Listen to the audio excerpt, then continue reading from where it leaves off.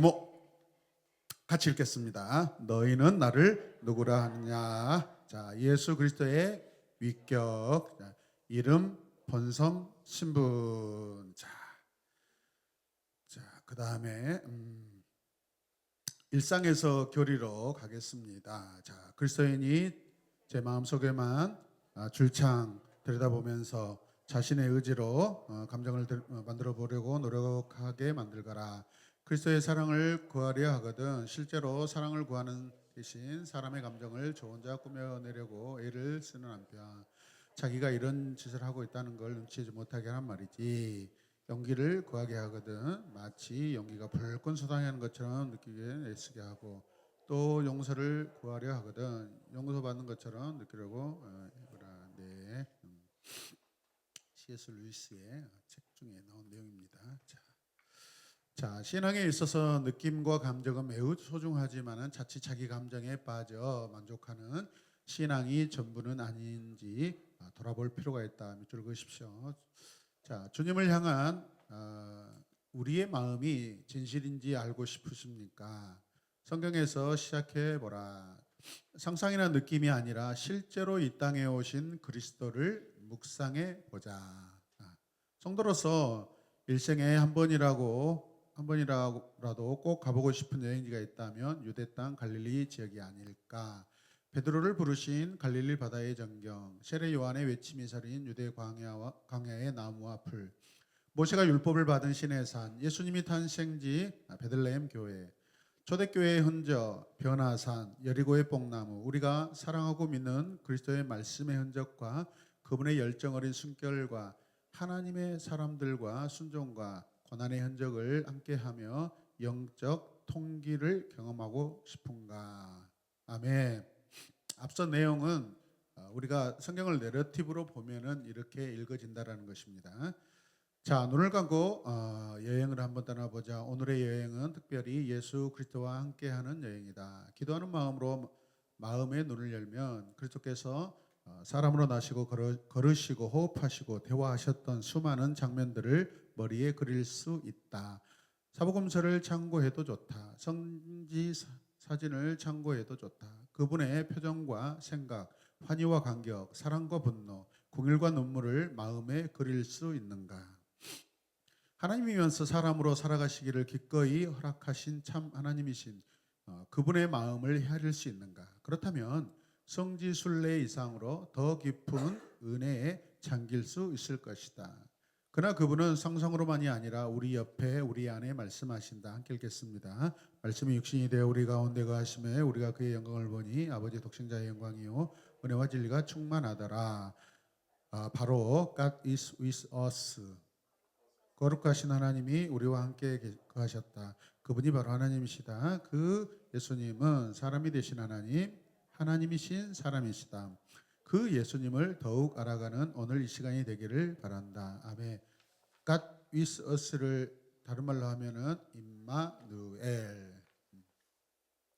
중심 성경 구절 읽겠습니다. 자, 그러므로 우리에게 큰 대제사장이 계시니 승천하시니 곧 하나님의 아들 예수시라. 우리가 믿는 도리를 굳게 잡을지어다. 우리에게 있는 대제사장은 우리의 연약함을 동정하지 못할 리가 아니요 모든 일에 우리와 똑같이 시험을 받으시니로되 죄는 없으시니라. 그러므로 우리는 국인하심을 받고 때를 따라 돕는 은혜를 얻기 위하여 은혜 보좌 앞에 담대히 나아갈 것이니라. 아멘. 오늘 강의의 목표는 예수 그리스도의 이름과 본성을 이해하고 그분의 지식 안에서 자라가기를 우리가 결심하고 결단하는 것입니다. 두 번째는 예수 그리스도의 인성과 신성을 이해하고 묵상함으로 하나님 은혜의 풍성함을 깨닫는 것입니다. 아멘. 구체적인 배울 내용은 1. 크게 피자 생각하지 마시고 앞에 책 봅시다. 자, 두 번째, 좀 빨리 읽으시면 안 될까요? 세 번째, 신성과 인성. 네 번째, 예수 그리스도의 본성에 대한 오류들. 다섯 번째, 예수 그리스도의 인격의 동일성. 여섯 번째, 예수 그리스도의 신분. 네, 자, 교리사전. 자, 젖먹이 예수님은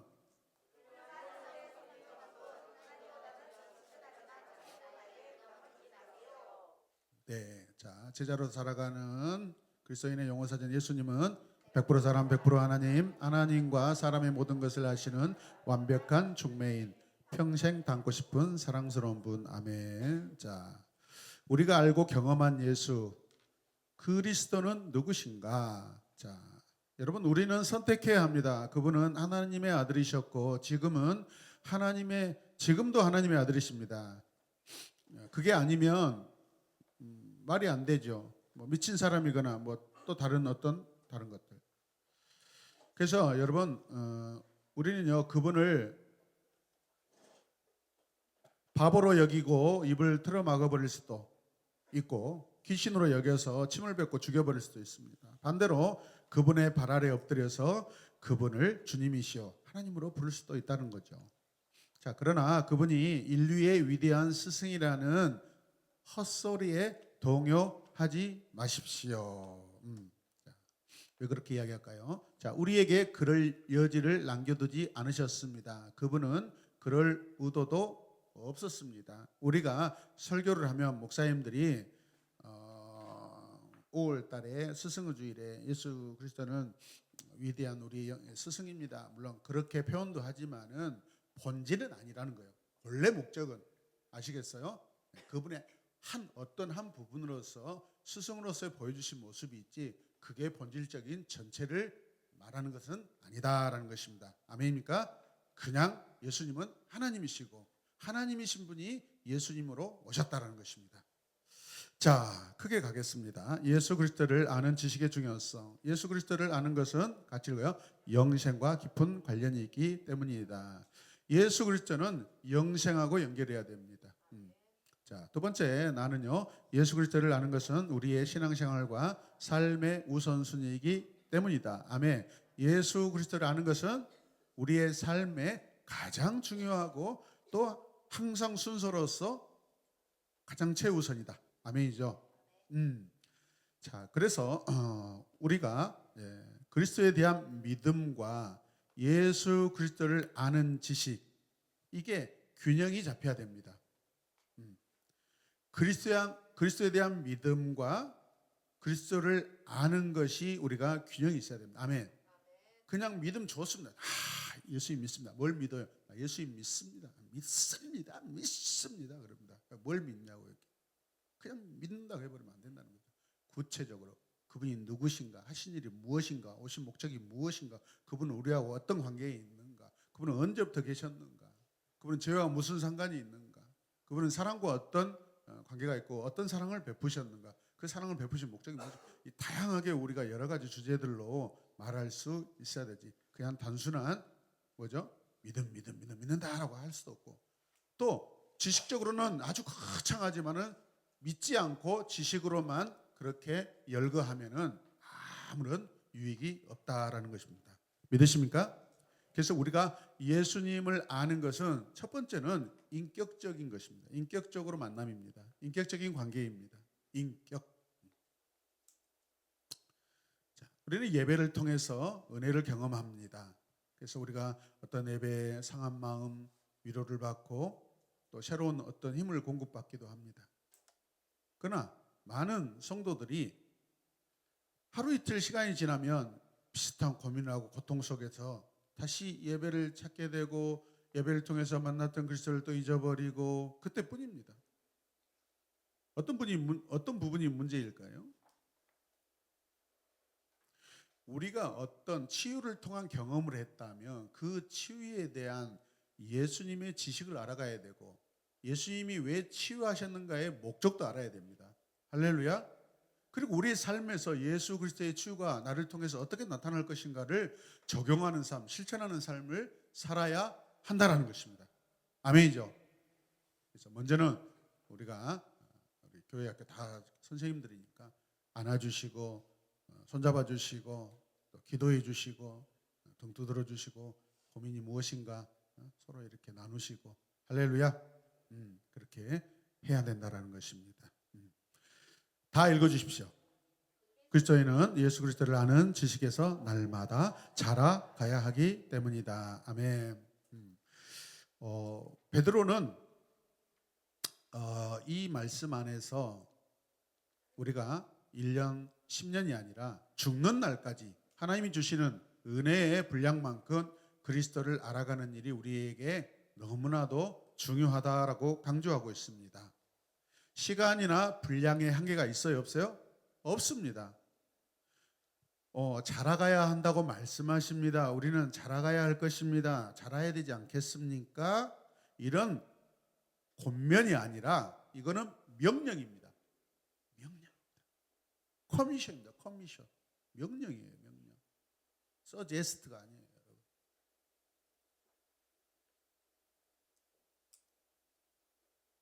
예를 들어 거짓말을 하거나 미움을 가질 때 양심의 가책을 받지만 주님을 아는 지식에 자라가라는 명령에는 가책이 되지 않는다면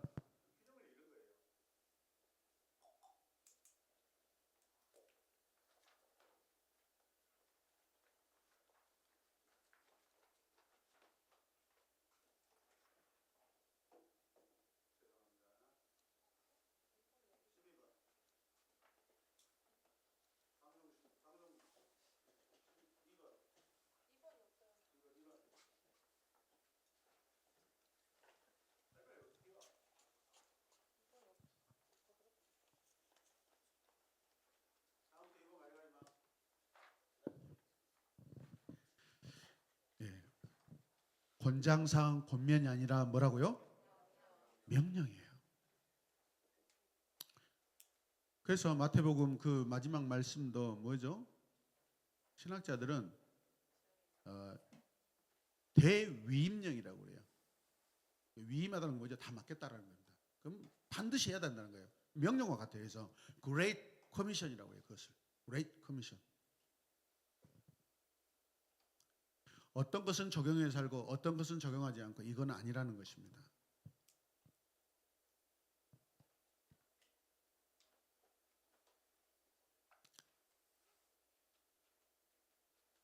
도둑질하지 마라, 살인하지 말라 했습니다. 배가 고파서 도둑질했는데 사람은 죽이지 않고 나왔습니다. 괜찮습니다. 이렇게 할 수가 없다는 것이죠.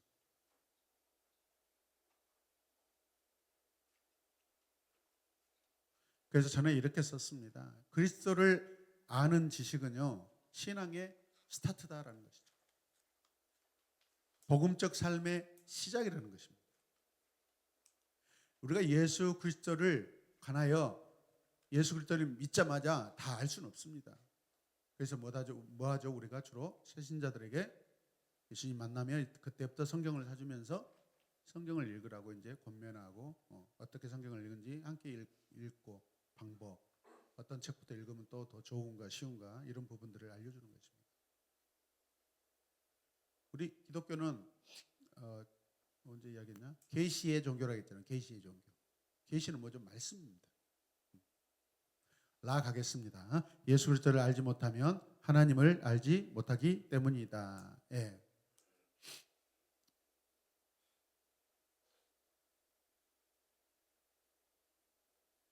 보이지 않는 하나님을 보여주신 하나님이 누구예요? 예수님이죠. 만질 수 없는 하나님을 만질 수 있게 해주신 하나님이 누구예요? 예수님이에요. 자, 그래서 구약의 대부분 하나님의 지칭은요, 특히 이스라엘 백성들에게는 이방인 사람들이 아버지라고 하지는 않죠. 아바라고 하지는 않죠. 전능자, 권능자, 여호와, 엘 샤타이, 엘 찌바우크 하면서 막 어마어마한 어떤 위력과 권능, 절대적인 힘을 이렇게 이름을 가르쳐 주셨어요. 대부분. 그래서 일반적으로 이스라엘 백성들에게 아버지라는 칭호를 구약에서는 주로 허락하십니다. 그런데 신약에 오면 우리는 예수님을 뭐라 하죠? 내 친구라고 이야기합니다. 훨씬 더 가까워집니다. 예수님이 사역하실 때 특별한 이 권위를 가지신 분으로 행동하셨는데 예수님은 구약보다 야곱보다 성전보다 더 큰 권세를 가지신 분이고 그래서 자기를 그렇게 계시해 주셨어요. 알려주셨어요. 그래서 예수님에게 우리가 어떻게 반응하느냐에 모든 사람의 운명이 걸려 있다라고 말할 수가 있습니다. 예수님을 믿어도 여러분 천편일률입니다. 다 모양이 다릅니다.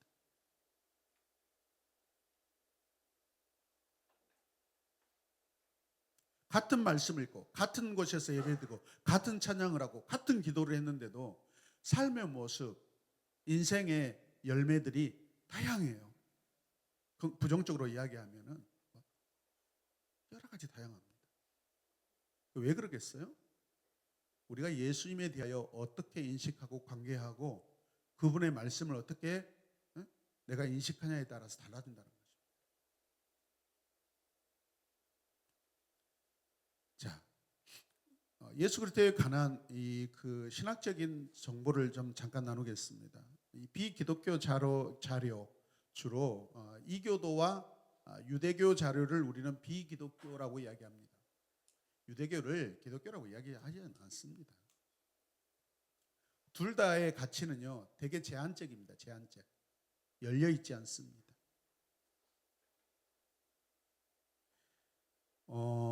이 플린이라는 사람과 타키투스라는 사람과 수에토니우스라는 사람이 로마 황제의 전기를 이렇게 기록했습니다. 로마 황제의 전기의 또 이름이기도 합니다. 주 120년에 이렇게 기록했는데 또 주로 유대 자료들은 그 유대 역사라는 아주 가장 어마어마하게 기록한 사람인데 요세푸스라는 사람이 있습니다. 유대 역사학자입니다. 그리고 우리가 잘 아는 탈무드를 통해서 유대 역사를 조금씩 알고 있습니다. 이 예수님에 관한 비기독교 자료는 비록 뭐 진실에 가깝지 않는 것도 있고 그렇지만은 아주 빈약하지만은 예수님이 정말로 존재하셨고 제자들을 모으셨고 기적도 행하셨고 본디오 빌라도에게 사형 선고를 받으셨다는 사실을 여러분 조금씩 보충 증거가 돼요. 완전한 증거는 하지 않지만 이게 무슨 뜻이냐면 비기독교 자료라도 예수 그리스도의 존재를 말하고 있다라는 것입니다. 그러나 그들이 예수 그리스도에 대해서 분명하고 정확하게는 모르지만은 어바웃으로는 이야기한다라는 것입니다. 아멘입니까?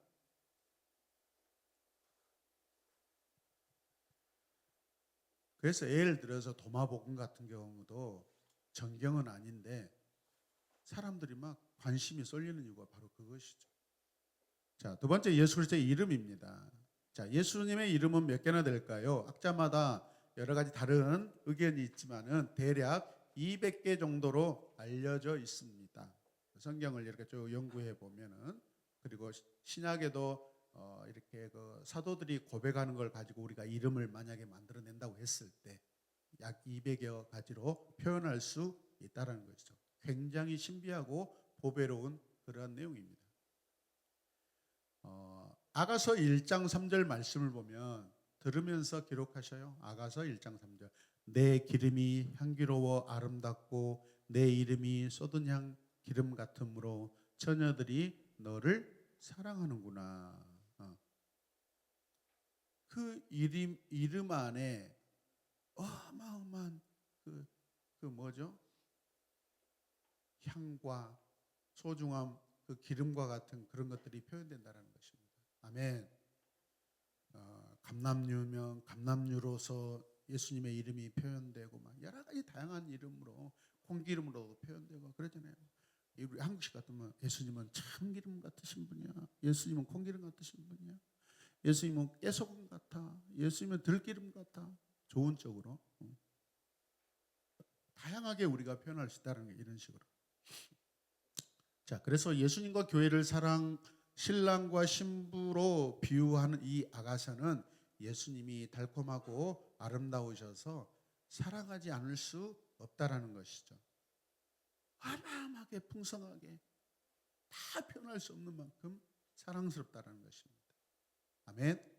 대표적으로 예수님의 이름이 뭐죠? 구주, 그리스도, 또 주라는 그러한 이름들을 가지고 있는데 이게 성경에 대표적으로 쓰인 그 이름들입니다. 첫 번째 예수 읽겠습니다. 예수란 이름은 탄생 전에 이미 주의 천사를 통해 계시된 이름으로 자기 백성을 저희 죄에서 구원할 자라는 뜻이며 여호와라는 이름과 같이 개인적으로 성격을 띤 이름이며 인명이다. 예수라는 이름은 구약의 여호수아, 예수와 호시아에서 유래되었다. 아멘. 자, 예수님이 단지 산상수훈 같은 탁월한 말씀을 전하셨고 모범적인 삶을 살았고 험한 인생의 풍파에서 우리를 건져주시는 분이기 때문에 구주이신 것이 아니라 우리를 죄에서 구원해 주셨기 때문에 우리의 구주가 되신다라는 것입니다. 본질적인 목적이 먼저라는 것입니다. 이게 우리에게 먼저 있어야 될 신앙의 고백이라는 것입니다. 그래서 이 믿음의 고백은 구원에 이르는 믿음이다라고 이야기합니다. 천국에 이르는 믿음이 된다라는 것입니다. 여러분, 좋은 신앙 고백, 바른 신앙 고백, 올바른 신앙 고백을 해야 됩니다. 그냥 적당하게 비스꾸림하게. 그래서 대표 기도할 때 저한테 보내주시는데 정확하게 하셔야 돼요. 대표 기도문 쓰시면 하나님 이야기는 하지도 않고 예수님의 이름만 이렇게 가지고 기도하다가 이렇게 대표 기도를 끝내신 분이 있어요, 여러분. 우리 기도는 하나님께 하는 것입니다. 예수님의 이름으로 하나님께 하는 것입니다. 그래서 영광, 선포, 그 다음에 회개, 강구 이런 부분들을 순서로 할 때 우리가 다 하나님께 하는 것입니다, 여러분. 아멘이죠. 그래서 그 고백 중에 하나님께 영광 올려드립니다. 우리 아들을 보내신 하나님, 우리를 구원하시러 보내신 그 아들을 보내신 하나님께 영광 올려드립니다. 이게 이제 추가로 해가지고 부연 설명으로 할 수 있어요. 이런 식으로 기도를 해야 되는데 다 예수님하고만 친한가 봐. 하나님하고 안 친하고 안 됩니다, 여러분. 아버지하고도 친하고 친구하고도 친구해야 됩니다. 아멘이죠. 네. 자, 그리스도라는 이름에는요 아주 독특한 의미가 있는데 구약적인 개념으로서 잘 아시겠지만 삼중직이 포함되어 있습니다. 선지자, 제사장, 왕. 그리스도라는 이 특별한 직임을 감당하는 사람에게 하는 것입니다. 선지자도 기름 부음 받는 자입니다. 아멘. 제사장도 기름 부음을 받아야 됩니다. 왕도 기름을 받아야 됩니다. 근데 구약에는 다 각각이죠. 이게 직분들을 다 한 사람이 나누어 가지고 있죠. 물론 사무엘 같은 사람들은 한 삼중직을 대표적으로 아주 독특하게 가지고 있었던 사람 중에 한 사람입니다. 근데 사울이 왕인데 제사장 역할을 하다가 작살나잖아요, 여러분.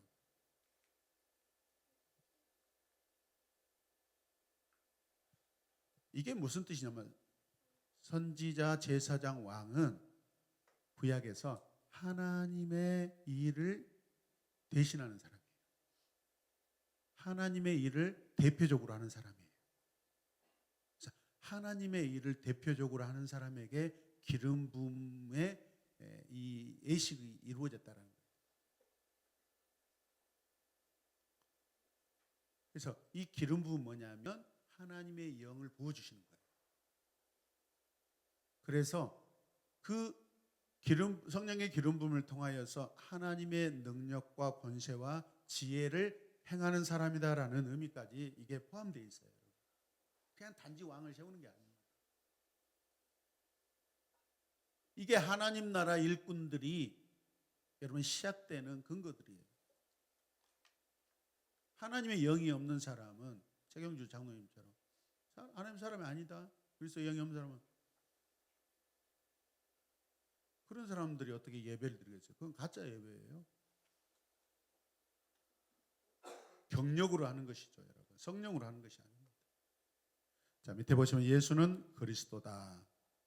제가 왜 우리 예배당 입구에다가 물론 이제 돈이 부족해서 전문도 다 뜯고 극장표 이렇게 두꺼운 아주 멋진 그런 거 하고 싶어도 못 하겠어요. 누가 좀 문짝 좀 바꿔줘 봐요. 집에 돈 모아놓은 것 가지고. 그러나 변치 않는 것은 그 입구 문 위에다 뭐라 했어요? 어노인팅 오일이라고 했어요. 그게 뭐냐면 기름 부음 받음이란 뜻이에요. 그리스도랑 똑같아요. 이곳에서 하나님의 백성들이 기름 부음 받는 예배를 드린다는 거예요. 아멘이죠. 자, 그다음에 큐리오스죠. 자, 이 이름은 주로 예수님에 대한 존경의 의미로 주인 되신다. 존경이죠. 사용된 명칭입니다. 주님이 교회의 성도의 주인이며 통치해야 되는 분임을 강조하고 있고요. 부활 승천하셔서 하나님과 같이 높아지신 그리스도의 신분을 나타내는 호칭입니다. 주는 존귀하신 분, 주는 온 세상의 주인이십니다. 주는 우리 가정의 주님이십니다. 주는 우리 교회의 주인이십니다. 주는 내 삶의 주인이십니다. 풍성하게 우리가 고백할 수 있죠. 그 다음에 인자. 대표적으로 인자는 사람의 아들이라는 이름이지만은 더 의미를 확장하면 사람의 모습으로 오신 하나님이셔요. 그래서 누가복음은 사람의 모양으로 오신 예수님이시지만 그분이 누구죠? 하나님이셔요. 하나님이시 사람의 모습으로 오셔서 사람의 모습으로 우리하고 살아주는 모습을 기록되어 있어요. 마가복음은 종의 모습을 가지고 오셨지만은 그러나 그분이 그냥 하시는 일은 종의 모습이지만 신분은 하나님이셔요. 아멘이죠. 자, 인자 읽겠습니다. 인자라는 칭호는 예수님께서 자신에게 가장 흔히 사용하신 이름이었다. 때로는 자신의 고난과 죽음을 말씀하시는 단락에서 사용하였다. 인자는 예수 그리스도의 인격을 가장 명확히 드러내는 표현이다. 동시에 그가 우리 죄인들과 같은 종류의 사람이 아니라 오히려 하나님의 영광 중에 거하는 신격 존재임을 강조하는 표현이다. 따라서 인자란 제 이름으로서 심판하실 분의 위엄을 강조하는 표현이다. 아멘이죠. 그래서 구약 성경에 보면은 인자라는 이 단어 표현이 어디서 가장 많이 되고 있냐면 다니엘서입니다. 다니엘서를 예수님께서 인용하셨다라고 볼 수 있습니다. 여기에서 인자는 되게 신비한 모습으로 이렇게 나타납니다. 천상적인 인물이고 한 개인인 동시에 하나님의 백성의 이상적인 어떤 대표로서, 여러분 다윗이 왜 이스라엘에서 왕이지만은 그렇게 중요한 왕입니까? 하나님 나라의 모형적인 왕이에요. 이 세상을 다스리는 왕 중에 가장 이상적인 왕의 모습이에요. 왜 이상적이었어요? 하나님을 순종하고 하나님의 뜻에 하나님 나라를 통치했기 때문에 이상적이라는 거예요. 믿으시면 아멘.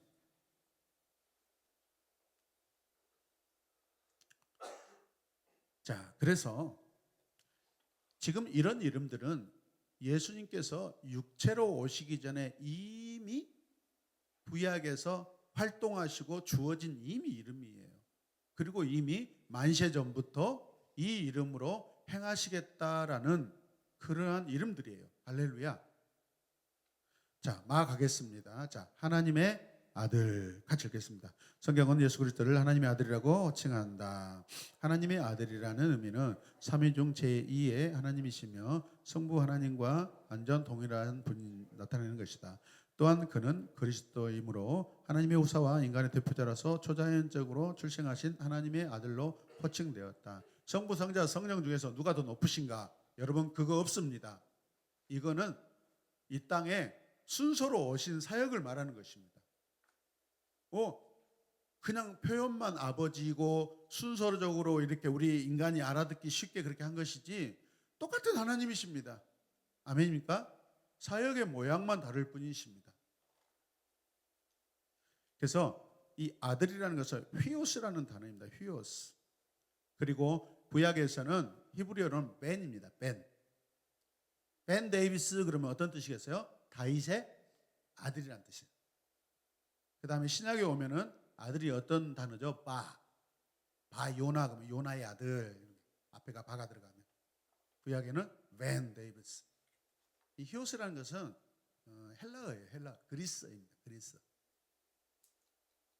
예수님 당시는 이 그리스어가 대표적인 공통 언어였기 때문에 성경은 예수 그리스도를 하나님의 아들이라고 칭한다라고 되어 있습니다. 우리가 알아야 될 것은 관계로 보시고 사역으로 보셔야지 하나님 아버지 성부니까 더 높고 성자니까 더 낫다, 이게 아닙니다. 하나님의 일을 하시기 위하여 오신 사역의 모습이고 그런 모양들이라는 것이죠. 자, 크게 세 번째 가겠습니다. 예수 그리스도의 본성인데 뭐가 되어 있어요? 신성과 인성. 자, 가겠습니다. 자, 예수님은 어떤 존재이신가? 예수님은 과연 어떤 분이신가? 예수 그리스도의 본질적인 성품은 뭐예요? 신성과 인성 두 가지가 있다. 어떻게 한 인격 안에 신성과 인성을 동시에 함께 가질 수 있을까? 이것은 삼위일체처럼 우리의 이해를 초월한 신비이지만 성경은 예수 그리스도에 대해 완전한 하나님이시며 완전한 인간이라고 말씀하신다. 웨스트민스터 신앙고백 같이 보겠습니다. 두 가지 전적으로 완전하며 구별이 있는 본성, 즉 신성과 인성이 분리되지 않고 한 인격체 안에 연합되었으나 변화 또는 화합되거나 혼동되지 않는다. 하나인데 그 안에 또 세 가지의 어떤 또 다름이 있고 세 가지로 나눠져 있는 것 같은데 사실은 하나이고, 이게 신비라는 거예요, 여러분. 이거는 하나님을 믿지 않는 사람들은 이해하지 못합니다. 이거는 믿음을 가졌을 때 저절로 이렇게 믿어지는 것입니다, 여러분. 자, 예수 그리스도의 신성. 자, 예수님의 성품이나 행적에 관한 주장들은 대체적으로 일치하지만 예수님의 존재에 대한 주장들은요, 다양하게 제기되어 왔습니다. 초대교회도 마찬가지입니다. 이단들이 일어났을 때 예수 그리스도의 신성이 굉장히 공격을 많이 받았습니다, 여러분. 이 땅의 사람들이 사람의 모습으로 오신 예수님을 하나님이고 신이라고 인정할 수 있겠어요? 아닙니다. 그냥 우리도 마찬가지. 우리도 그때 당시에 우리가 예수님 동시대에 살고 있다면 예수님이 하나님의 아들이 신이다 그러면 여기서 그것을 믿을 자가 누가 있습니까? 한 명도 없습니다. 믿을 수가 없습니다. 믿어야 믿어지는 것이지. 아멘입니까? 그래서 예수 그리스도께서 이 하나님이시라는 것을 가장 많은 공격을 받은 것이 바로 초대교회에, 그래서 그 이단들이 많이 나타납니다. 그리고 특별히 18세기, 르네상스가 18세기입니까? 18세기입니까? 19세기입니까? 네. 18세기부터 주로 이렇게 이성의 시대가, 이성의 철학들이 나타나기 시작하는데, 이성 철학들이 나타나기 시작하는데, 그때부터 성경을 부인하기 시작합니다. 사람의 이성, 인간의 어떤 지성을 강조하다 보면 신성이 믿어지고 느껴지겠어요? 안 느껴집니다, 이거는. 그래서 인본주의는 철저하게 신본주의하고 서로 잘 맞지 않습니다. 이성으로 성경을 다 보려고 했습니다. 비로소 18세기, 19세기 와서 이제 전 세계의 모든 인류들이 인간 존엄이라는 그러한 어떤 인식들이 이제 퍼져나가기 시작합니다. 사람이 존경받기 시작합니다. 왜? 그때는 사람이 그냥 어떤 물건이었습니다. 쉽게 이야기하면 노예. 여자들, 예수님 당시 시대에 우리 혜빈이 말 안 들면 갖다 팔아버립니다. 돈 주고. 내 용돈하고 술 한잔 먹어버리고. 술 한잔 값도 안 됩니다. 감사하다고요? 안 산다고? 너무 값이 비싸요? 부모에게는 그만큼 그때 당시에 아주 절대적인 그런 권위가 있었어요. 그래서 그 권위에 자식들과 부인들, 그 다음에 집안에 어떤 부리는 이 종들은 그냥 물건 같지도 않았어요.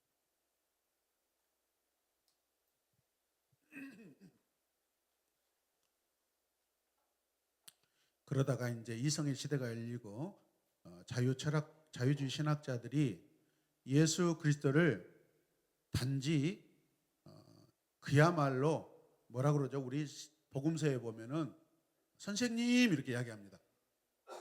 선생님의 특징이 뭐죠? 많이 가르쳐주는 스승이란 거예요. 주라는 이야기는 안 합니다. 제자들의 입에서만 주라는 고백이 나오지. 예수님 만난 사람들, 길에서 다른 사람들만 주라는 고백을 하지 3천 명, 5천 명, 7천 명, 수만 명이 돌아다녀도 야 선생님, 랍비 그렇게만 이야기합니다. 믿음의 고백이 일어나지 않아요. 그래서 자유주의 신학자들도 마찬가지입니다. 성경을 보거나 예수 그리스도의 이 신성과 인성에 대해서 신성을 부인하게 됩니다. 왜 그러죠? 자유주의 신학자들이 무슨 뜻이겠어요? 성경을 볼 때 그냥 인간의 모든 오감을 다 가지고 성경을 보는 거예요. 느끼는 대로, 이해되는 대로. 모세의 기적이 이해돼요? 경험되는 기적입니까? 볼 수 있는 기적입니까? 그러니까 그것은 다 빼버려. 제하고 제하고 체크. 커팅 하다가 나머지 남은 게 뭐겠어요? 마치 팔복 같은 그런 교훈적인 그런 텍스트만 남아요. 사건들, 실제적인 사건들 남지도 않고. 창세기 창조도 다 부인합니다. 이게 자유주의 신학자입니다. 통합측 교단이 이게 은근히 이렇게 잠식되어 있습니다.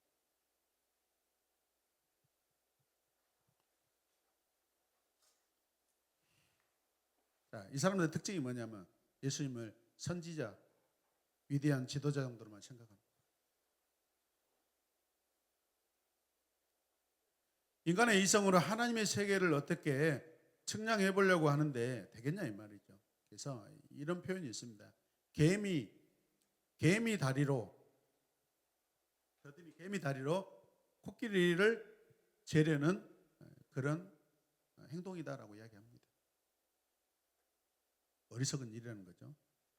인간이 이성의 근거에서 예수님의 신성을 박탈해 버리려고 노력했지만은 그분의 신성은 성경 곳곳에 별처럼 아름답게 박혀서 빛나고 있습니다. 아멘이죠. 자, 그 다음에 신성 가겠습니다. 예수 그리스도는 참 하나님이시며 신적 본성을 지니셨다. 자, 신성의 근거. 자, 예수 그리스도가 하나님이란 걸 어떻게 알까요? 1. 야, 그랬죠. 요한복음 5장 8절에 18절 말씀을 보면 한번 성경 찾아보셔야 돼요. 유대인들이 예수님을 죽이려고 하는데 왜 죽이려고 했냐면 예수가 하나님을 자기 친아버지라고 했다고, 신성모독이라고. 그래서 죽인 거예요.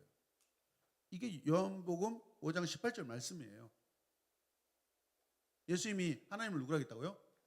아버지, 친아버지라고 했어요. 말이 안 돼요. 두 번째는 예수님뿐만 아니라 제3자들이 예수님을 하나님으로 표현합니다.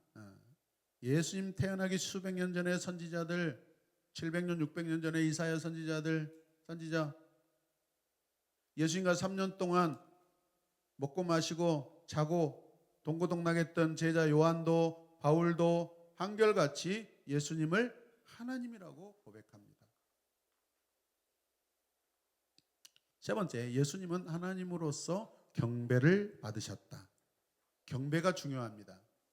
경배는 오직 하나님만 받으실 수 있는 부분이에요. 그래서 베드로가 사도행전 보면은 고넬료 집에 방문할 때 어떻게 하죠? 엎드려, 발 아래에 엎드려서 막 절합니다. 베드로가 깜짝 놀라서 막 이렇게 세워버립니다. 이런 행동하면 안 된다. 바울과 바나바가 섬에 가서 기적을 일으켰을 때 스스어 험해라고 해버리잖아요. 그러니까 부형들이여 이러지 마시오.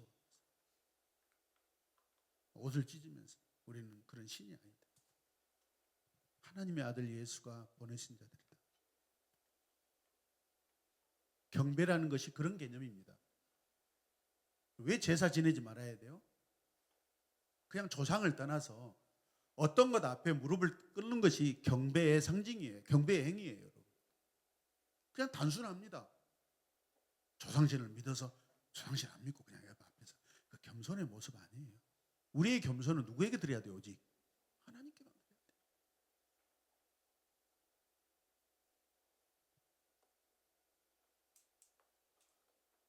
또한 우리의 영혼은 하나님께만 부탁드릴 수 있습니다.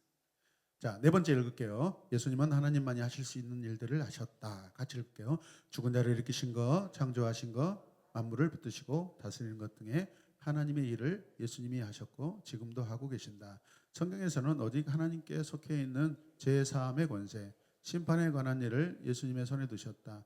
예수님은 그의 권세로 보혜사 성령을 보내셨다. 요한복음의 가나오인 잔치에 물이 포도주가 되게 하는 일은 하나님의 아들이시다는 것을 첫 번째, 그 전에 기적을 행하신 것들이 있는데 이 기적의 의미는 비로소 예수님이 하나님의 아들이시다. 권능을 가지신 분이다. 물이 포도주로 창조하신 분이다라는 거예요. 창조자라는 걸 보여주신다는 거예요. 아멘이죠. 죽은 자를 일으켜 누구만 할 수 있어요? 하나님, 여호와 하나님만 하실 수 있는 거예요. 진 밖에 문둥병이 죄로 인하여서 심판받아 진 밖에 이렇게 버려졌을 때 21일이 되면은 그때 나은 거 확인 두 번, 세 번 확인해서 공동체로 다시 들여가라 가잖아요. 제사장에게 확인받고. 누가 치료하실까요? 하나님이 하십니다. 그가 21일 동안 동네 밖에 진 밖에서 혼자 경건하게 하나님 앞에 회개하는 시간에 그게 하나님이 치료하시는 시간이에요. 창조하시는 시간이에요. 창조 하나님, 창조의 예수님입니다. 자, 그래서 하나님의 일을 예수님이 하셨고 지금도 하고 계시고 성경에서는 오직 하나님께 속해 있는 죄 사함의 권세. 그래서 지난번에 우리가 약간 서로 오해가 애매했지만은 침상을 들고 가라는 것보다 예수님 편에서는 죄 사함의 권세가 쉽다라는 거. 근데 유대인에게는 이게 어렵고 불가능하고 할 수 없고 해서는 안 되는 일이죠. 메시아만 그들이 지금까지 기다렸던 대망했던 지금 여러 교단들에서는 지금 뭔 절이죠? 대림절을 하잖아요. 우리는 그런 거 안 합니다. 우리 교단은 여러분 대림절.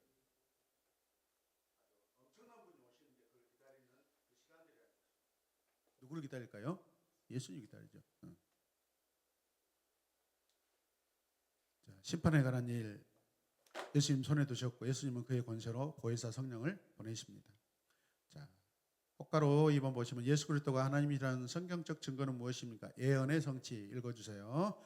구약 성경에는 예수님에 대한 예언이 300여 나온다. 그 모든 예언이 예수님을 통해 그대로 남김없이 성취되었다. 그 다음에 예수님의 기적들 읽겠습니다. 죽은 자들을 살리신 기적, 스스로 살아나신 기적, 눈먼 자를 보게 하신 기적, 병든 자를 고치시는 귀신을 내쫓으신 기적이 예수님이 하나님의 아들이 아니시라면 어떻게 가능하겠습니까? 그것도 못 믿겠다면 예수님의 부활을 생각해 보십시오. 예수님의 부활. 부활은 예수 그리스도가 하나님이심을 믿을 수 있는 최종적인 기적이다. 아멘. 그래서 과거에 예수님 막 십자가 굉장히 중요하게 여겼습니다. 근데 우리 기독교는 예수님의 전생에 오시기 전에 예언된 부분, 장차 오셔서 재림하셔서 하실 부분까지 다 포함합니다. 그래서 어떤 교회들은 이단적인 교회들이 뭐죠? 십자가만 강조해가지고 세디스트, 막 가해하고 막 빌리면서 자학하고. 춘천에 한마음교회라는 교회는 선생님 하시다가 이렇게 목사님이 되셨는데 그분은 부활만 강조해버렸어요. 이단 돼버렸습니다. 한 15년 전에 지금 우리 첨단의 가장 큰 건물이 뭐죠? 무슨 타워? LC타워에 거기 3층인가 4층에 교회가 있었습니다. 우리 교단 교회인데 바로 여기 사거리에 주님의 교회 참 좋은 교회 바로 뒤에가 있습니다. 그걸로 집단 이사해가지고 집단촌을 이루고 지금 살고 있는데 그 목사님들도 마음교회죠. 거기는 마음교회죠. 한마음교회 본받아서 계속 주일마다 한마음교회 가서 그 설교 받아갖고 하고 설교를 하십니다. 오후에 제가 다 들어봤어요. 다 이렇게 강의안 가지고 막 설교하시고 그러고 가르치시고 하시더라고요. 김성론과 윤성론과 그 목사님이신데 춘천 한마음교회 어마어마한 부흥합니다. 그리고 기독교 TV, CCTV, 뭐 구TV에 보면은 간증합니다. 막 무당이 예수 믿어가지고 막 이렇게 다 한참 하죠. 그 교회 춘천 한마음교회 성도들이 아주 한 몇 년 동안 이 간증 프로그램에 나와가지고 막 대이틀을 쳐가지고 차를 몰고 여름이면 그 교회로 막 저도요 거기에 관심 있어가지고 막 찾아봤습니다. 근데 결국은 부활만 엄청나게 강조합니다. 이거 잘못된 것입니다. 예수님의 모든 것이 우리에게 다 중요합니다. 아멘이죠. 이게 균형이 잡힌 신앙의 통찰입니다.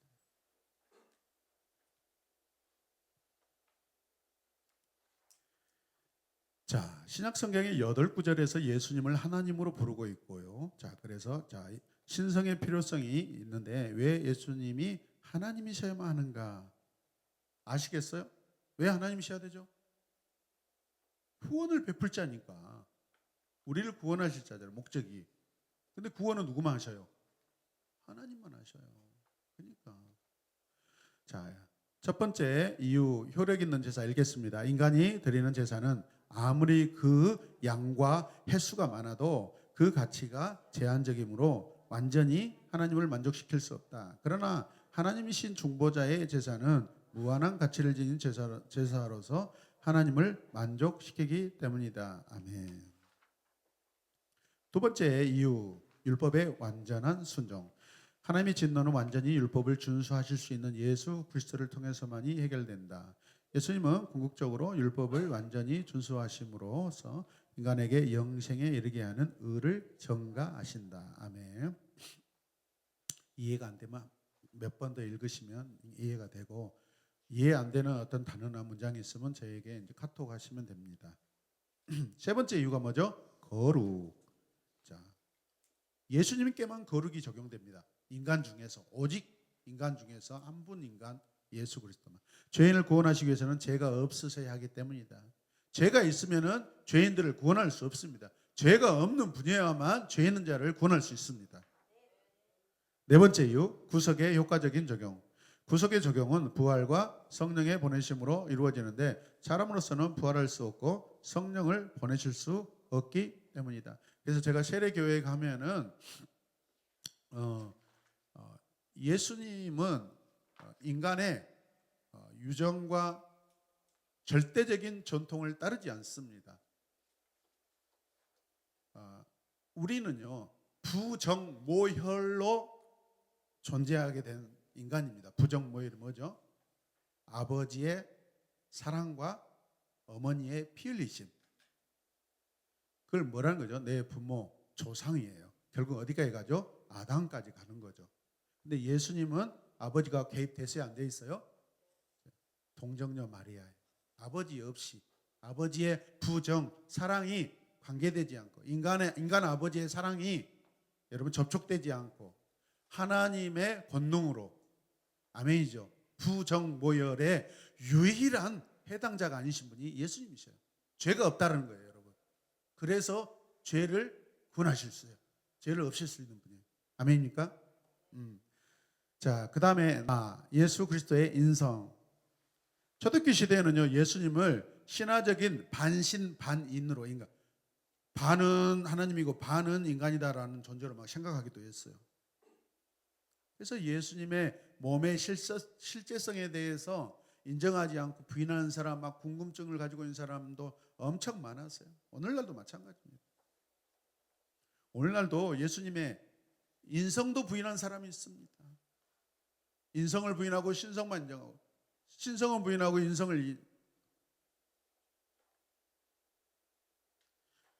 인성이 어떤 의미입니까? 예수 그리스도가 이 땅에 오셨다는 뜻이에요. 인간의 모습으로 오셨다는, 인간의 몸을 입고 오셨다는 거예요. 성경에 수없이 많은 곳에서 그리스도의 육체로 오심을 증거하고 있고 성경에 기록되어 있습니다. 요한일서 4장 2절 3절에서는 예수 그리스도께서 육체로 오심을 부인하는 자는 이단이요 적그리스도라고 단언하고 있습니다. 무엇보다도 예수 그리스도의 인성을 부인할 수 없는 것은 예수님 자신이 자신을 가리켜 사람이라고 칭하십니다. 인자가 임자 아니고 인자입니다.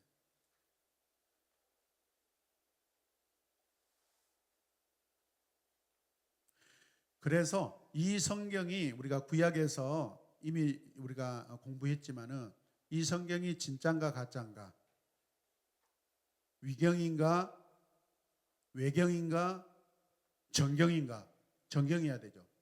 66권. 그 정경으로 정할 때 근거가 뭐예요?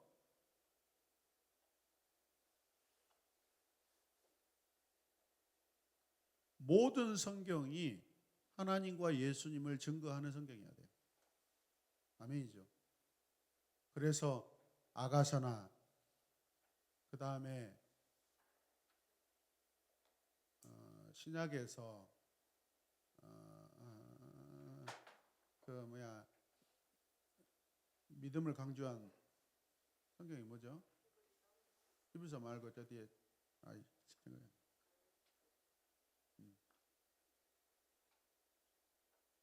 도무지 읽어도 하나님이라는 단어가 안 나와. 성경 자체에 여호와라는 이름이 없어. 그러니까 성경으로 인정할 수가 없다고 막 했죠. 기도하고 기도했더니 이게 비유로 써진 거야. 이스라엘의 왕 되신 하나님, 백성된 그 술람미 여인을 찾아와서 시골 처녀, 이쁘지도 않고 피부도 시커먼데 그 여인만을 사랑해. 왕이신 하나님이 이스라엘 백성을 사랑하신다는 비유적인 성경입니다. 그걸 나중에 이제 깨닫게 되죠. 그게 의미가 포함됐다. 그런 의미를 가지고 관점을 가지고 성경을 봤더니 놀라운 성경. 아가서.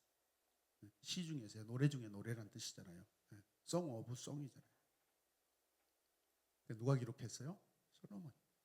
솔로몬이 기록했기 때문에 그걸 접근하는 거예요. 기록했는데도 여호와라는 이름이 없어. 이게 왜 기록했지? 나중에 비유로 보니까 너무 좋아.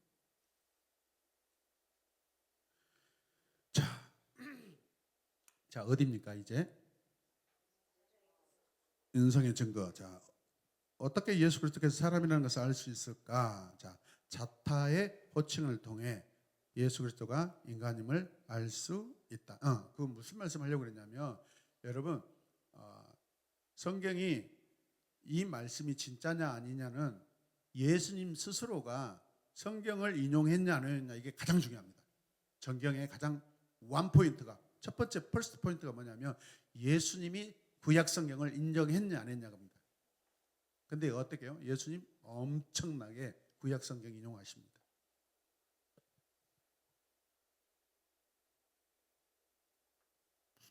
모세가 써서 여러분 하나님 말씀이 된 게 아니에요. 예수님이 인정하신 말씀이에요. 할렐루야.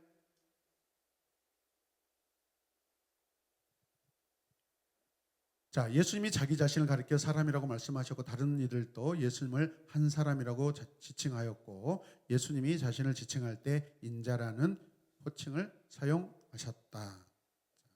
예수 그리스도가 인성을 취하셨다고도 말하기 때문이다. 성육신. 자, 지난 시간에 죄에 대해서 이야기할 때 예수님 여자의 후손 창세기 3장 15절 원시복음 원복음 그랬죠. 그게 언약이고 약속이라고 그랬죠. 아브라함의 씨 다윗의 자손. 아니 하나님이 이 땅에 오셨는데 예수님이 이 땅에 오셨는데 그 예수님을 뭐라고 해요? 하나님이시라고 해놓고 다윗의 후손으로 왔다고 그러고 족보에 유대 족보에 다 순서대로 기록되어 있어요. 마지막에. 그게 인자의 근거를 하는 것입니다. 인자의 근거. 족보에 기록됐다면 사람이라는 뜻 아닙니까? 근데 그거는 뭐죠? 메시아로서 예언되어진 분이 오신 것을 지금 증거하고 있는 것이죠. 하나님이 오신 것을. 자,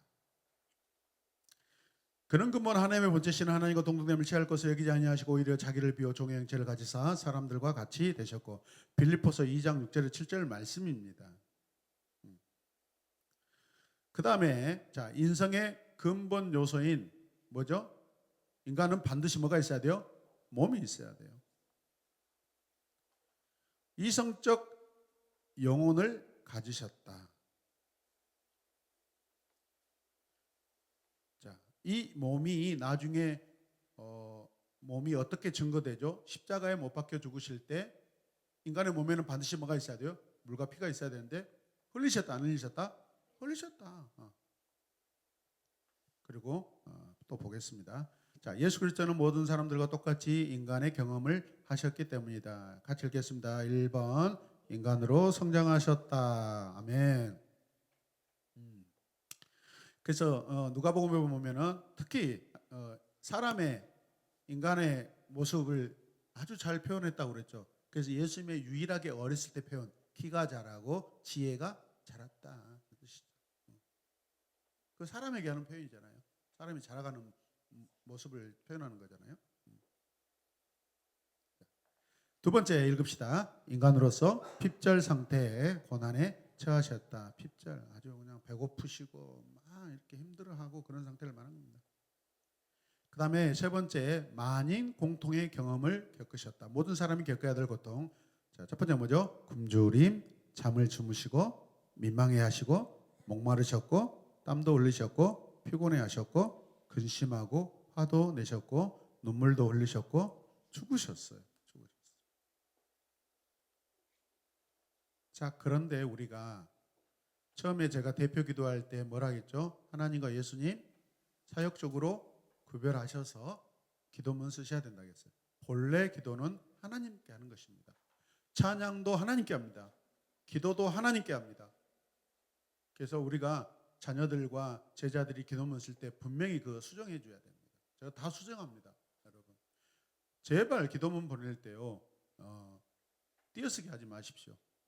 그리고 되도록이면 그냥 카톡으로 바로 텍스트를 바로 보내주시면 좋습니다. 옛날에 정미 집사는요 문장마다 그냥 한 5칸씩 띄워버립니다. 근데 그것을 갖다가 한글에다 붙여넣기 해도 아니면 메모장에 붙여넣기 해도 이 컴퓨터가 그걸 인식해요. 그거 칸 없애고 줄이고 하니라고 엄청 힘들어요. 대표기도 이렇게 제가 정리할 때. 그 다음에 마침표 꼭 찍어주시길 바랍니다. 그것도 안 찍어줘요. 나한테 다 찍으라고. 본인 기도 자기가 완성하지. 그리고 나중에는 아멘도 나한테 대신하라고 아멘도 안 쓰고 그냥 보내버려. 이게 왜 그러신 거예요? 힘들어요, 저. 예수님과 하나님을 반드시 구분해야 됩니다. 구분하지 않으면 우리가 삼위일체를 믿는다고 또 그것도 거짓말 돼버려요. 사역, 그분이 하신 말씀, 그분이 살아서 그분이 행하셨던 시대들로 구분이 돼요, 안 돼요? 되죠. 자, 네 번째 가겠습니다. 예수 그리스도는 무죄한 인간이셨다. 아, 또 왜 저기가 안 오지? 기다리는데 입이 막 바짝바짝 마르구만은. 저기 안 온다. 주여 보내주소서 보내주소서 재단 숯불. 예수 그리스도는 무죄한 인간이셨다. 밑에 읽겠습니다. 예수 그리스도는 완전한 인간이셨으나 모든 인간이 지니시고 있는 죄성은 가지지 않으셨다. 이유는 아래와 같다. 자, 읽겠습니다. 1. 예수님은 사법적으로는 죄로 받으셨지만 성령으로 말미암아 동정녀를 통하여 출생하였으므로 인간 본성의 유전적 부패와 자범죄로부터 자유로우셨다. 예수님은 본인 스스로 죄의식이 없었을 뿐만 아니라 도덕적 과오를 범한 적도 없다. 그 다음에 예수님이 제자들에게 우리 죄를 사하여 주시옵소서라고 기도하라고 죄의 사함과 중생의 필요성을 강조하셨으나 자신에게는 적용하지 않으셨다. 너희들은 기도할 때 이렇게 해라 하고 가르쳐준 기도지요. 자, 그 다음에 그는 자기의 대적자들에게 자신을 죄로 책잡아 보라고 도전하셨다. 자, 다 이해되시죠? 자, 세 번째. 자, 3. 인성의 필요성. 왜 예수님이 사람이 되셔야 하는가? 첫 번째 이유가 뭐죠? 죄인의 형벌 때문에. 인간이 범죄함으로 필연적으로 형벌을 당해야 하기 때문에 인간의 모습, 인간의 모양으로 실제적으로 인간으로 오신 것입니다.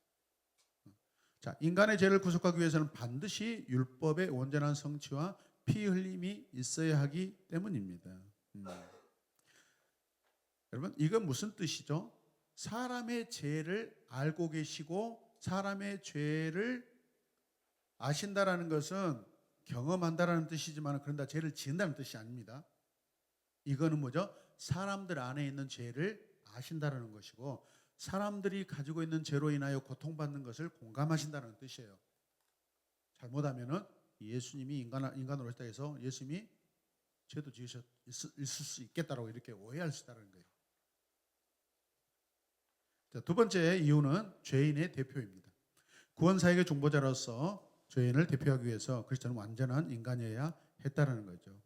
죄의 삭은 사망이기 때문에 죄 아래에 있는 모든 인간은 다 죽은 자이고 죽은 자는 다른 사람의 생명을 구원할 수 없기 때문에 죄 아래에 있는 인간은 그 누구도 구원자가 될 수 없다는 것이죠.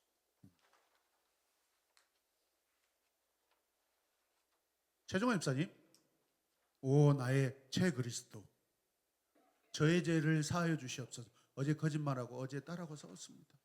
어제 아내를 더 사랑하지 못하고 설거지 해줘야 되는 못해서 저의 죄가 너무 큽니다. 용서해 주시옵소서. 최 그리스도. 그래. 지금까지는 네가 나의 담임 목사였지만 네가 그렇게 인정하니까 좋아. 내가 너의 죄를 사해 주겠다. 그리고 어떻게 해요? 집에 가서 십자가 하나 만들어 갖고 큰 십자가 만들어 갖고 자기가 다 이게 최 그리스도가 자칭 최 그리스도가 십자가에 못 박혀 죽었어. 예수님 같이 똑같은 모양으로 죽었어. 방법으로 죽었어. 죽었는데 내 죄가 해결돼야 한대요? 아무 일이 안 일어나. 개죽음이요. 그냥 생물학적 죽음, 인간의. 이게 인간의 보통 죽음과 전통적인 죽음과 그리스도의 죽음은 달라요. 왜? 그 죽음에 하나님이 약속해 놓으신 것 때문에 그게 죄사함의 증거가 되고 언약이 되고 효과가 있고 되는 거예요, 여러분. 아멘이죠. 제가 올라가서 우리 예빈이를 위해서, 예빈이 큰 죄를 지었어. 제가 그 죄를 제가 감당하겠다고 아버지로서 십자가 만들어 올라가 갖고 해결 안 된다니까요. 달라요. 그거는 인성뿐이야. 내 안에 신성이 없어. 그렇기 때문에 그렇습니다. 자, 표를 봅시다. 예수 그리스도의 본성에 관한 오류들 애우지 말고 이런 것들이 있다라고만 이해하십시오. 나중에 홍혜정 집사만 시험 보겠습니다. 아니, 나 몰라 이제. 아니, 피자하고 상관없이 저분은요 굉장히 시험을 좋아해요.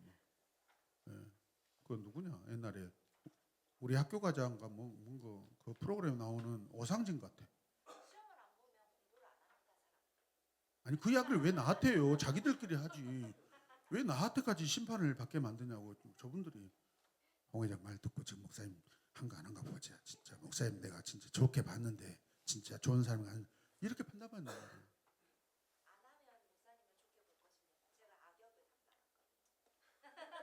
뭔 말이 언제는 자기가 또 시험 보자고 해놓고.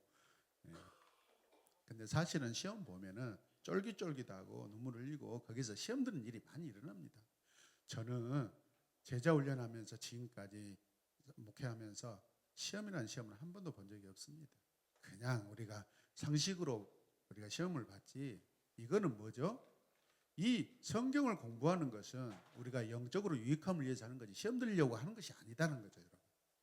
그러다 보니까 퀄리티가 떨어져 버려요. 우리 집사님들의 퀄리티. 그러면 돼야 안 돼요? 안 돼요. 자, 첫 번째 자 보십시다. 모형, 인간의 모형, 전인적인 인간입니다. 인가가 아니라 인간입니다. 자, 이 주장을 누가 했어요? 그냥 인간이다. 누가 계세요? 에비온주의, 에비온파라고 그럽니다. 어떤 주장을 해요? 세례를 받을 때 한 영을 받았고 그때 메시아적 사명을 받았다. 어렸을 때는 하나님의 아들이 아니었다라는 것입니다. 세례 받을 때 그때 변화됐다. 이거는 뭐죠? 우리 기독교는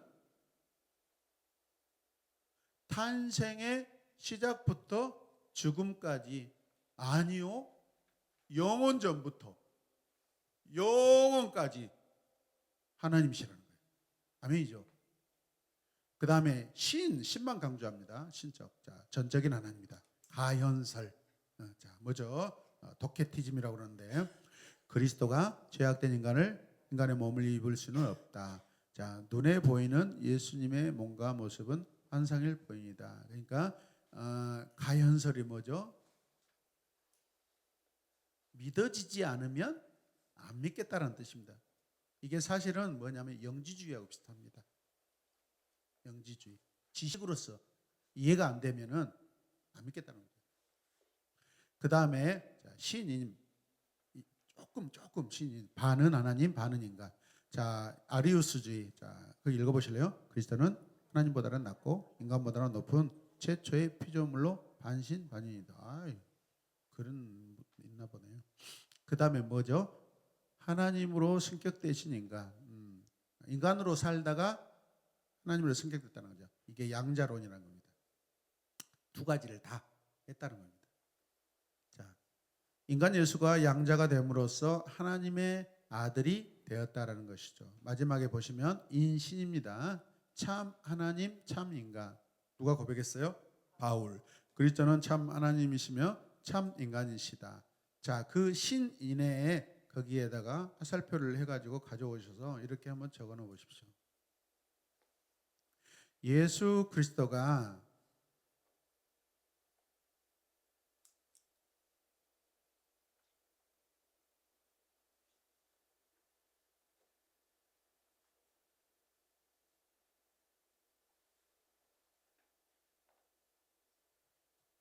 하나님이 양자가 된 게 아니라 뭐죠? 하나님이 양자의 모습으로 보여주신 것이죠. 예수 그리스도가 하나님이시라는 거, 양자가 하나님 된 거 아닙니다. 그 다음에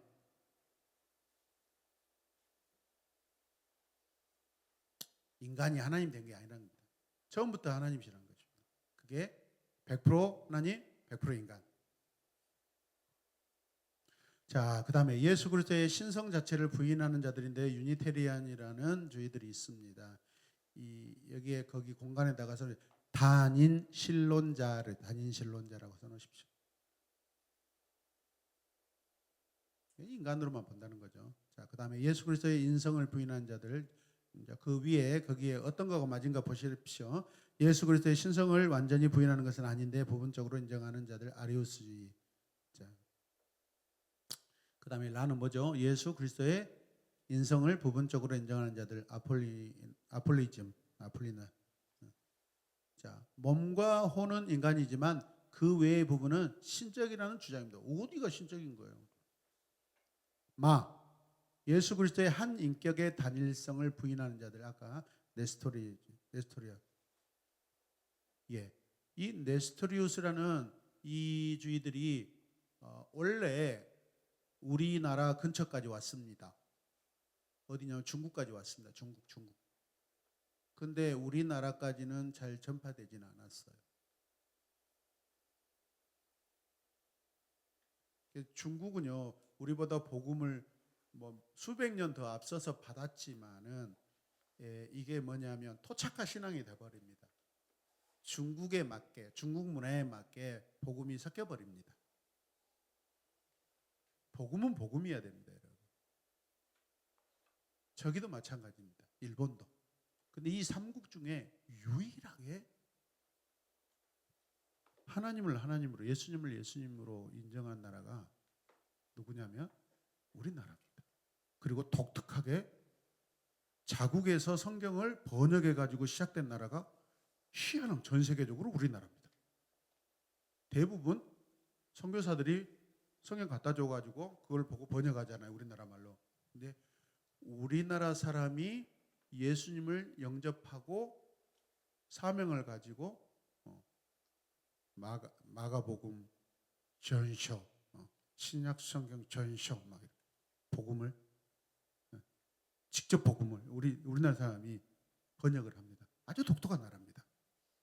그래서 초기 우리 한국 기독교 전서인이라고 해가지고 성경을 이 지게에다 메고 다니면서 이렇게 나눠주면서 다녔습니다. 그게 이제 전도사님들이고 복음 전도자들이죠. 아주 독특합니다. 참 우리나라는 하나님께서 특별하게 쓰시려고 이렇게 하셨어요. 그리고 또 우리나라 사람들 자체가 뭐죠? 학문적이고 학자적인 그런 영향들이 있어가지고 관심이 많았습니다. 네. 자, 그 다음에 자, 가겠습니다. 예수 그리스도는 인성과 신성이 있으셨는데 인성이 신성에 흡수 통합되면서 제3의 새로운 본성을 가진 특별한 분이라고 주장하는 것이다. 완전히 새로운 생명체예요.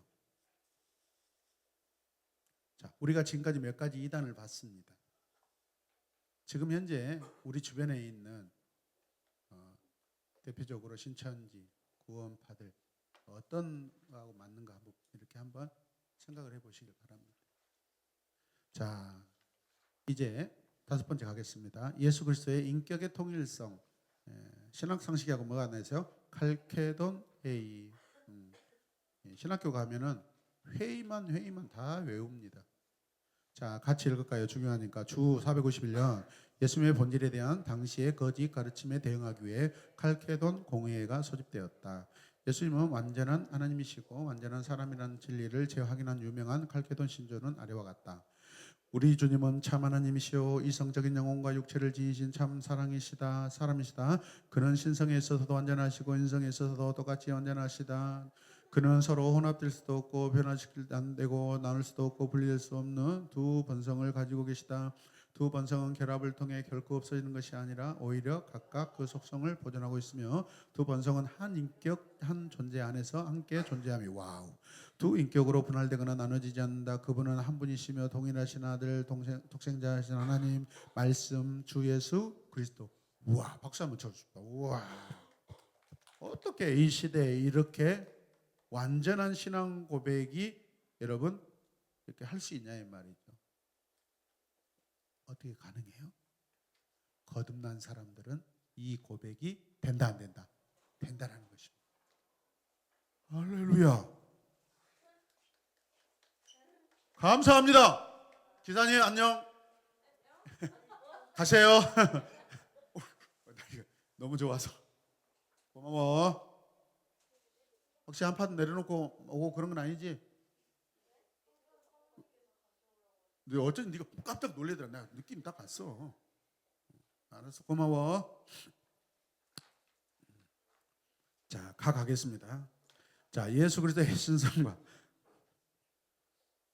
저 가림막으로 좀 가놓을까요? 진행이 안 되네. 자, 예수 그리스도의 신성과 인성에 대한 위격적 연합. 자, 이 위격을 뭐라고 해야 되죠? 그냥 신성 인성. 자, 보십시오. 그러면 신성의 사역을 주로 하셨던 시대가 언제죠? 우리 성경 시대로 보면 구약 시대. 그죠? 그다음에 인성의 시대를 주로 보여주신 시대가 신약인데, 그런데 구약에서도 인성의 시대가 있어요, 없어요? 있어요. 방문하시고 막 찾아오시고 그런단 말이에요. 천사로 찾아오시고. 신약처럼 완전하게 열려서 내러티브가 아니지만은 점층적으로 점점 이런 활동들과 본질이 확 드러납니다. 이제 아멘. 그래서 마치 이렇게 깔때기처럼 이렇게 하다가 예수님을 통해서 신성과 인성 완전하게 할렐루야. 네. 자, 그 다음에 참 하나님이신 예수 그리스도는 완전한 신성을 가지고 계신다. 영광, 능력, 본질, 속성에 있어서 하나님이 가지고 계신 모든 것들을 다 완전하게 가지고 계신다. 하나님과 차이가 있다 없다? 없어요. 신분의 차이는 다만 우리에게 사역하시러 오시기 위해서 그 역사의 그 시간 속에서 오셨기 때문에 그렇게 말할 수밖에 없는 거예요. 그래서 하나님도 아들이라고, 예수님을 아들이라고 해주시는 것이고, 예수님도 하나님을 아버지라고 할 수밖에 없어요. 그래야 우리가 이해하니까 또 그런 또 어떤 관계로서 또 우리에게 또 보여주시는 그 삼위일체의 신비가 있습니다. 자, 그 다음에 예수 그리스도는 참 사람으로서 완전한 인성을 가지고 계십니다. 자, 그 다음에 어찌 됐든 간에 인간의 본성과 속성 중 죄를 빼놓고 예수님은 100% 시간 동안 100% 사람이시다라고 다 말할 수 있죠. 4번 읽겠습니다. 예수 그리스도에게 있는 완전한 신성과 완전한 인성은 혼합, 변화, 분열, 분리 없이 함께 존재하신다. 그래서 신비예요. 신비.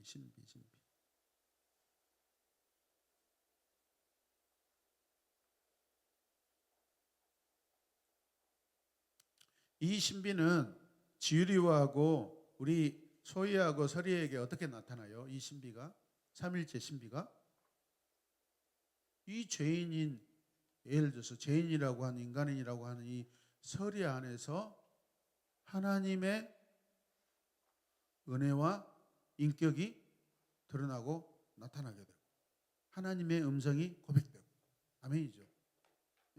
신비잖아요. 이제 삼위일체가 인간에 들어오셔. 그런다고 사위일체라고 하시면 안 됩니다. 처음 만들어낸 일인데. 5번 읽겠습니다. 자, 예수 그리스도의 안에 완전한 신성과 완전한 인성이 결합되어 있으나 서로 구분되거나 각각 그 속성을 그대로 보존하고 있다. 그러니까 예수님이 바다야 잠잠하라, 폭풍아가 잠잠하라, 막 이런 부분들이 다 가능한 거죠. 피곤해서 뱃머리에 주무시기도 하지만은 기적도 이루시고 권능을 나타내기도 하시고. 예. 자, 빨리 가자 제발. 6번 그리스도 안에 있는 완전한 신성과 완전한 인성은 한 인격 한 존재 안에 함께 존재한다. 이해하시죠? 적용하겠습니다. 1.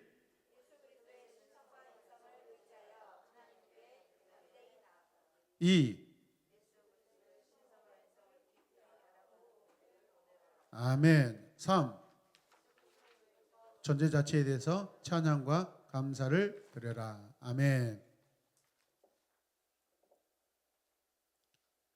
조금만 더 할게요. 자, 우리는요 예수님의 신성에 의지하여 하나님께 나아갈 수 있습니다. 우리는 예수님의 인성으로 나간 게 아니라 신성을 통해서. 신성은 뭐죠? 하나님으로서 우리를 구원하시는 그 하나님의 권능과 하나님의 구원의 주권과 이걸 말한다는 거예요. 인간 예수로 우리가 하나님께 나간다는 거 아니라는 겁니다. 기도할 때 하나님 앞에 서 있는 제사장은 하나님이시고 하나님의 아들이신 예수 그리스도이십니다. 그분은 하나님의 아들로서 하나님으로서 우리를 위해 간구하시고 중보하시는 분이기 때문에 우리의 모든 기도를 들으십니다.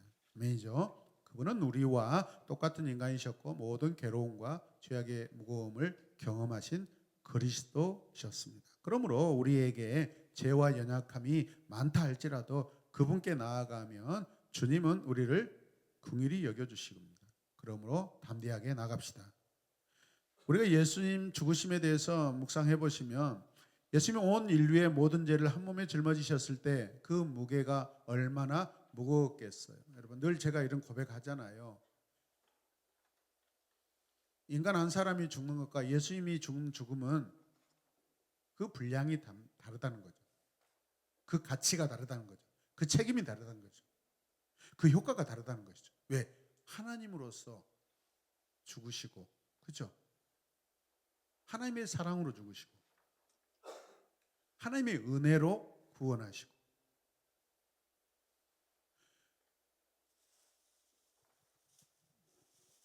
지나간 세대와 현 세대와 오는 세대의 모든 죄인이 지금 그들을 위해 죽으시는 예수 그리스도의 그 죽음이 나를 위한 죽음, 인간을 위한 죽음, 죄인을 위한 죽음이라는 거 인정만 하면은 다 구원받는 놀라운 일이에요. 아멘입니까? 죄로서는 그러니까 우리가 창세기 6장에 가면 하나님이 노아 시대 사람들의 죄 짓는 모습을 보고 후회하신다고 번역해 놨지만은 뭐죠? 인간의 죄 짓는 모습이 슬퍼하시는 거거든요. 딱 그 하나님이 탄식하시고 어떻게 그렇게 죄만 짓느냐 내 사랑하는 자들아, 얼마나 마음이 아팠겠어요. 한 사람 보고 아픈 게 아니라 온 인류를 보고 아프고 그 죄로 인하여서 너희 우선 백년 만년까지 만약에 시간이 하나님이 오실 시간까지 그게 만약에 바라보셨다면 수많은 수억, 수천억, 수조억 예수님이 오실 때까지 그 시대까지 그 영혼들을 숫자로 다 짊어지신다고 생각해 봐요. 그게 주님이 십자가에 살실 때 가지고 계신 죽으심의 가치이고 책임이고 은혜이고 사랑입니다. 할렐루야.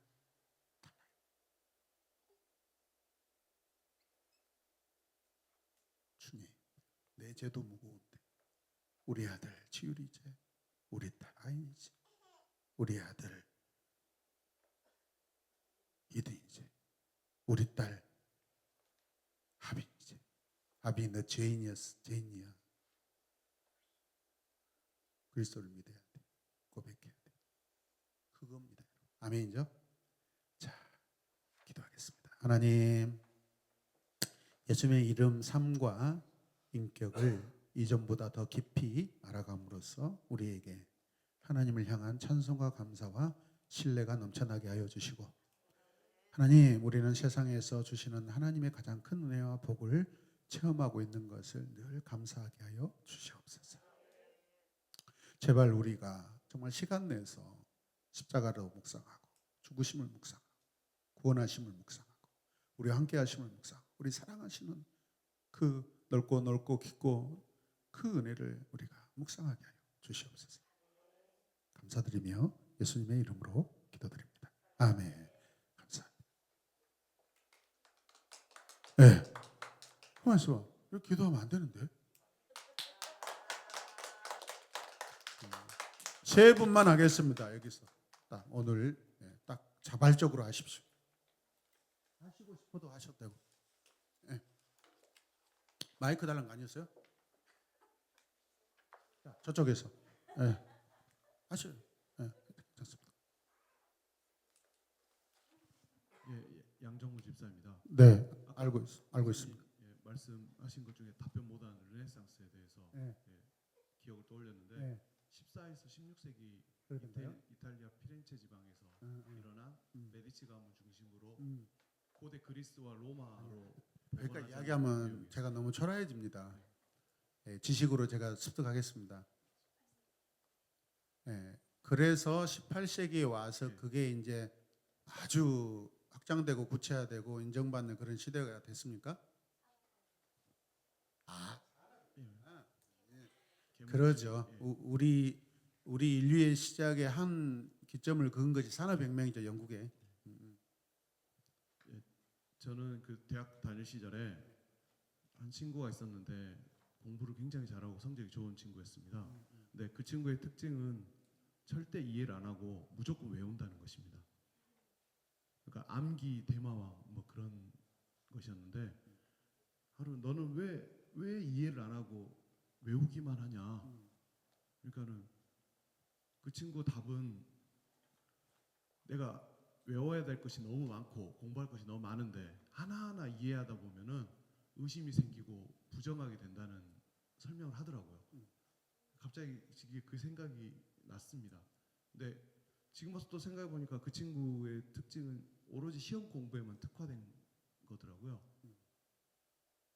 그냥 순간 외워가지고 시험을 잘 보고 좀 있으면 다 까먹어 버리는 그런 삶을 살아가는 친구가 있고,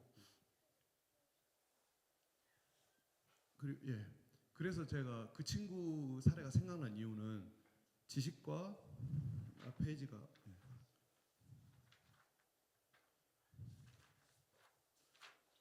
그 믿음과 지식의 균형이 있어야 된다는 136페이지 내용 때문입니다. 그래서 저도 나름대로 그 친구를 따라하려고 했는데 도저히 아예 그냥 뇌가 구조가 다른 것 같아서 안 되더라고요. 그래서 저는 제가 생각하기로는 저한테는 그 모습이거든요. 아 그래요? 아니요, 저 암기력도 떨어지고 뭐 잘 안 되거든요.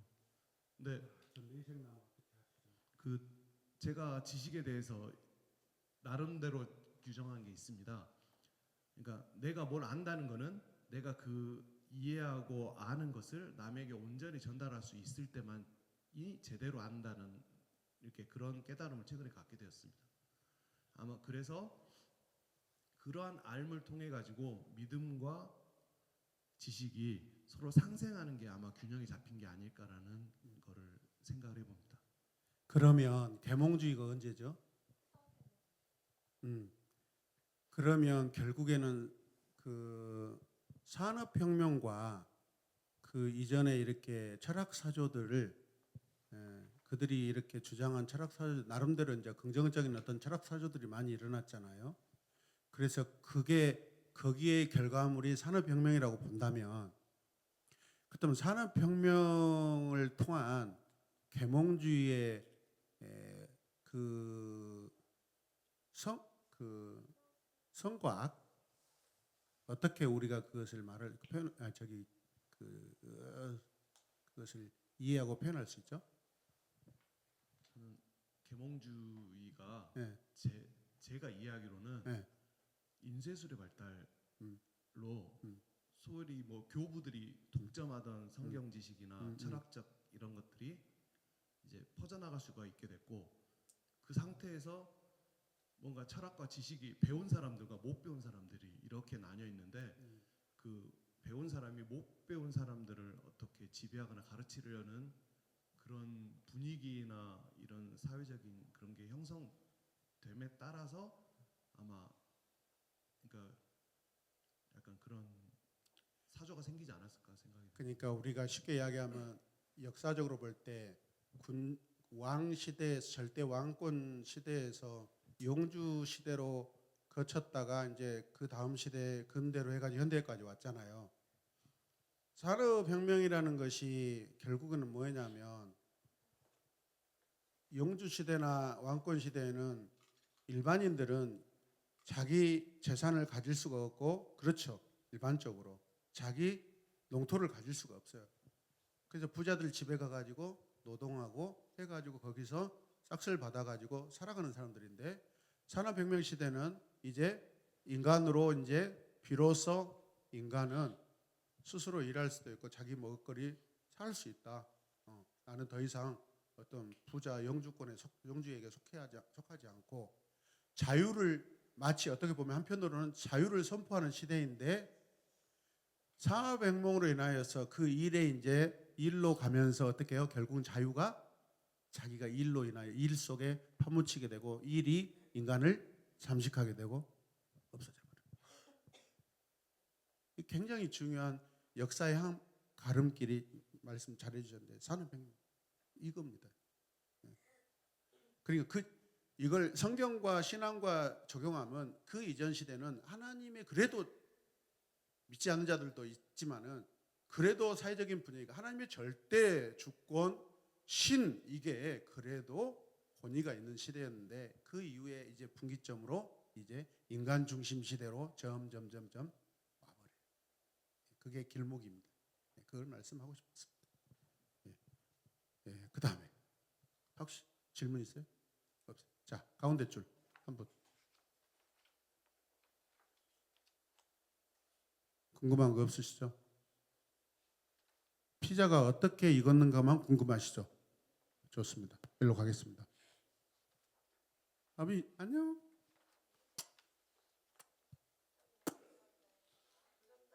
네. 자, 누가 한 분 궁금한 거 없어요? 네. 자, 문선민 씨.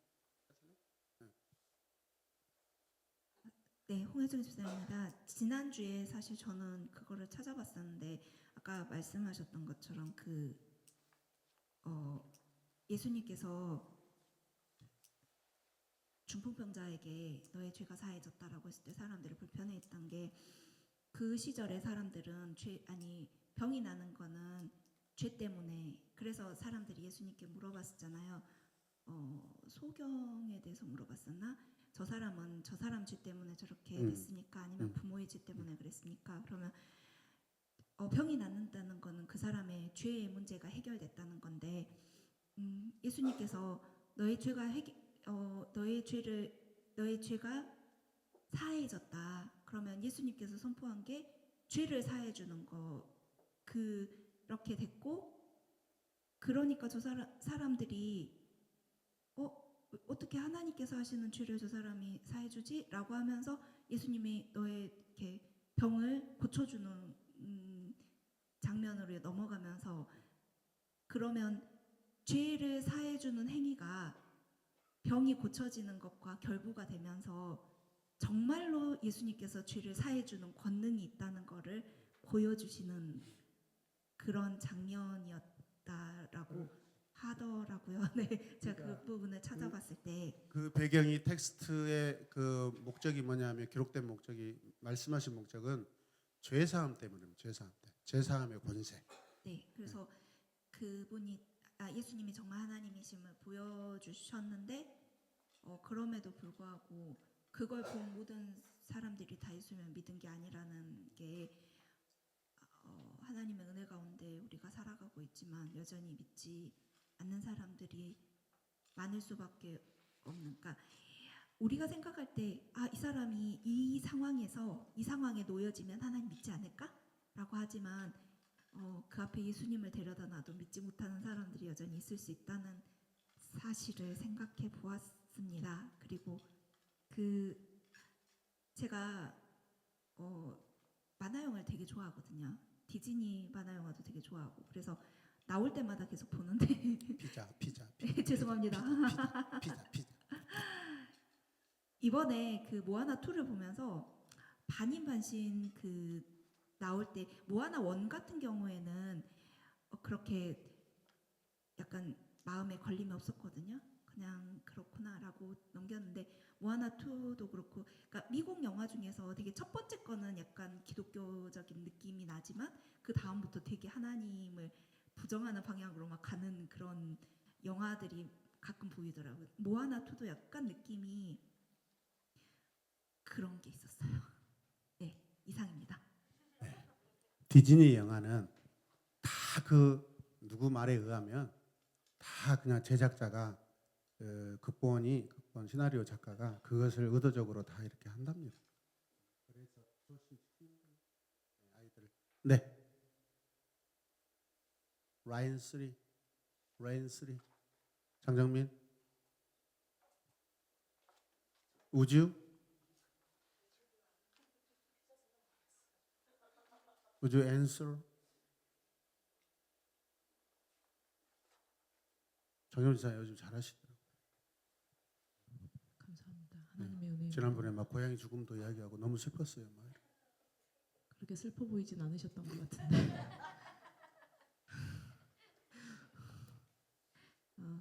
저는 오늘 어딨지? 따로 적어놨는데 사라졌어요. 포기하지 말고 찾으세요. 네. 아까 저는 이제 오늘 사실 너무 복잡하게 받아들였어요. 그래서 이해가 조금 힘들기는 했는데 초반에 그냥 제가 예수님의 삶을 적용하면서 실천하는 삶을 살아야 한다라고 말씀하셨을 때 공과 쌤으로서도 아이들을 위해서 기도도 많이 해주고 근데 저의 1년을 또 돌아보고 했더니 많이 그러지 못하였더라고요. 정작 제 자신에 대한 기도, 제 가정에 대한 기도만 했던 것 같아요. 주변인들에 대한 기도를 안 했던 것 같고 참 그게 많이 부끄러웠고 임동아에 대한 기도도 좀 해야 되겠다는 생각이 아까 갑자기 들었어요. 하지 말까요? 네, 그래도 사실 너무 안 좋게만 봤거든요. 솔직히 예배 시간에 하는 그런 행동들 뭐 그런 게 귀에 들어오니까 제가 그 친구를 되게 선입견 있게 바라보더라고요.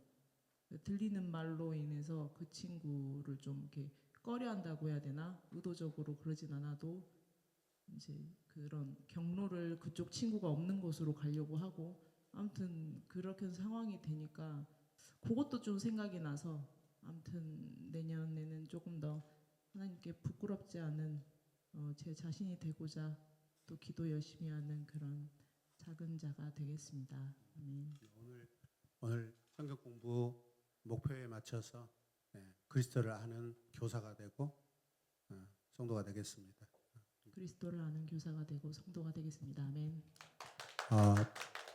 다른 사람보다 한 조각 더 드십시오. 고생했습니다. 수고하셨습니다. 자, 테이블을 어떻게 할까?